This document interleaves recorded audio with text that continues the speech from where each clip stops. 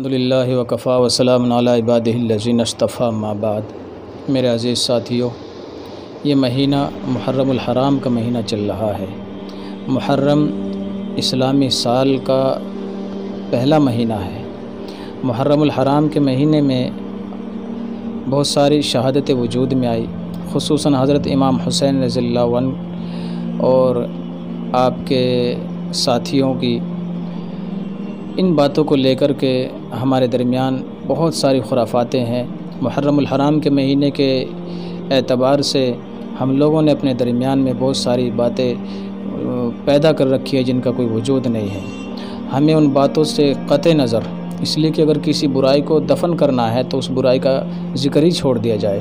ہمیں چند باتیں یہاں عرض کرنی ہے جن کا شریعت میں وجود بھی ملتا ہے، اور آقا دو جہاں محمد الرسول اللہ صلی اللہ علیہ وسلم نے ان کے کرنے کے لیے ہمیں حکم بھی فرمایا ہے۔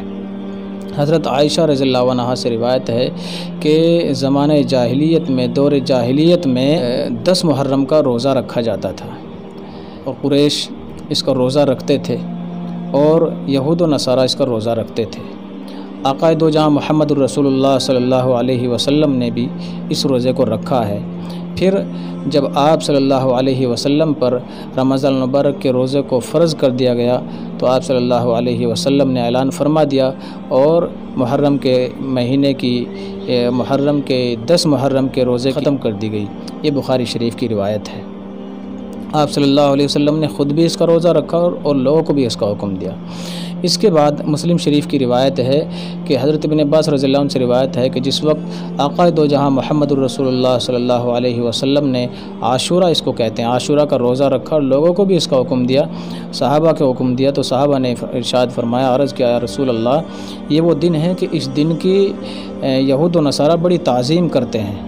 تو آپ صلی اللہ علیہ وسلم نے ارشاد فرمایا کہ ہم ان کی مخالفت کریں گے، اور یہود و نصارہ 10 محرم کا یعنی عاشورہ کا روزہ رکھتے ہیں، ہم اس کے ساتھ میں 9 کا یا 11 کا ملائیں گے، آئندہ سال ہم 9 کا بھی ملائیں گے۔ حضرت ابن عباس رضی اللہ عنہ فرماتے ہیں کہ آپ صلی اللہ علیہ وسلم کا وصال اگلے محرم کے آنے سے پہلے ہی ہو گیا۔ تو اس لیے ہمیں اس مہینے کے جو یہ 10 محرم ہے، عاشورہ ہے، اس میں روزہ رکھنا چاہیے۔ اس کی بڑی فضیلت آئی ہے، اللہ کے نبی نے اس کا روزہ رکھا ہے اور اس کے روزے کو رکھنے کا حکم بھی دیا ہے، اور یہ بھی فرمایا کہ جب آقا دو جہاں محمد رسول اللہ صلی اللہ علیہ وسلم نے سوال کیا کہ بھئی اس مہینے کے اندر 10 محرم کا روزہ کیوں رکھتے ہیں، تو لوگوں نے بتایا کہ اللہ کے نبی، اس دن کے اندر بنی اسرائیل کو اللہ تبارک و تعالیٰ نے فرعون کے ظلم سے نجات دی تھی، اس لیے اس کو بابرکت سمجھ کر کے اس کا روزہ رکھتے ہیں۔ تو اللہ کے نبی نے ارشاد فرمایا، یہ بھی فرمایا کہ حضرت موسیٰ علیہ السلام کو اللہ نے فرعون پر غلبہ عطا فرمایا تھا، تو اللہ کے نبی نے ارشاد فرمایا تو پھر ہم تو اس کے زیادہ حقدار ہیں کہ ہم اس کا روزہ رکھیں، تو اللہ کے نبی نے اس کا روزہ رکھنے کا حکم فرمایا تھا۔ لیکن جب رمضان کے روزے کے مہینے کے روزے آ گئے تو پھر اس کی فرضیت ختم کر دی گئی تھی۔ اب یہ مہینہ جو ہے اور اس مہینے کا یہ عاشورہ ہے، اس روزے کو نفل اور مستحب قرار دیا گیا ہے۔ اللہ کے نبی نے ارشاد فرمایا تم روزہ رکھو، لیکن جیسے یہود کرتے ہیں ایسے تم نہ کرو۔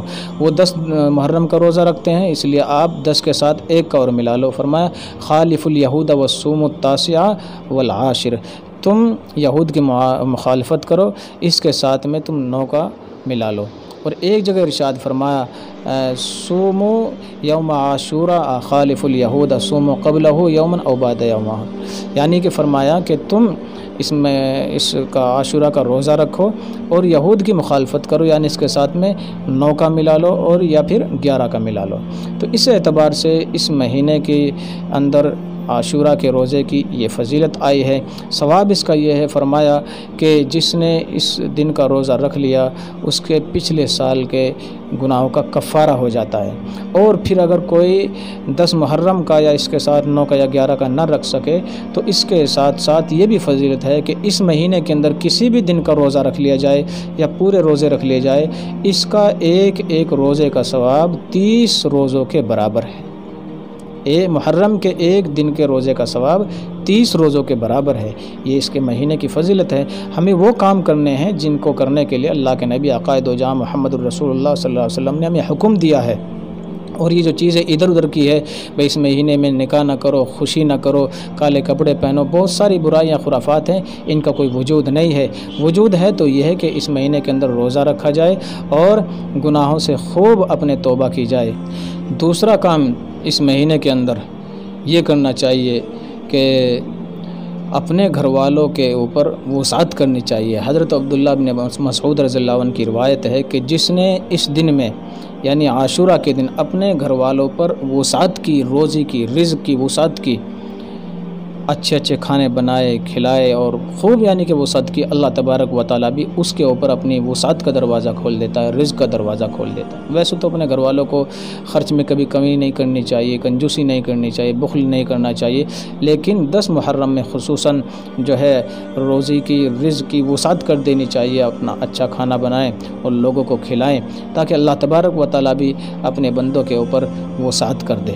اب سوال یہ آتا ہے جیسے کہ میں نے ابھی کہا تھا کہ اس دن کا روزہ کیوں رکھتے ہیں، اس دن کا روزہ کیوں رکھتے ہیں؟ ابھی میں نے عرض کیا تھا، ابھی صاف طور سے یہ ہے کہ جب آپ مدینہ منورہ تشریف لائے تو یہود جو ہے وہ عاشورہ کا روزہ یعنی 10 محرم کا روزہ رکھتے تھے۔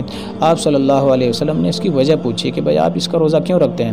تو بتایا گیا کہ اللہ کے نبی اس دن حضرت موسیٰ علیہ السلام کو اللہ تبارک و تعالیٰ نے فرعون پر غلبہ عطا فرمایا اور بنی اسرائیل کو فرعون کے ظلم سے نجات دلائے، اس لیے اس دن کو ہم بابرکت سمجھ کر کے اس کا روزہ رکھتے ہیں۔ اللہ کے نبی نے ارشاد فرمایا مسلمانوں تم بھی اس کا روزہ رکھو، اور اس لیے کہ اس سے زیادہ تو حضرت موسیٰ علیہ السلام کے حقدار ہم ہیں، اور تم یہود کی مخالفت کرو، اس کے ساتھ میں ایک روزہ اور ملا لو۔ یہ بھی بخاری شریف کی روایت ہے۔ اس لیے میرے عزیز ساتھو ہمیں برائی سے بچ کر کے، خرافات سے بچ کر کے اور جو ہے بدعتوں سے بچ کر کے ہمیں وہ کام کرنے ہیں جس کام کو کرنے کے لیے ہمارے نبی آقا دو جہاں محمد الرسول اللہ صلی اللہ علیہ وسلم نے ہمیں حکم دیا ہے۔ تو اس لیے خوب روزہ رکھا جائے اور اپنے گھر والوں پر رزق کی خوب فراوانی کی جائے، وسعت کی جائے، گھر والوں کو خوب اچھے سے اچھا رزق کھلایا جائے۔ بات کا دوسروں تک پہنچانا بھی صدقہ ہے۔ ویڈیو کو لائک کیجیے اور دوسروں تک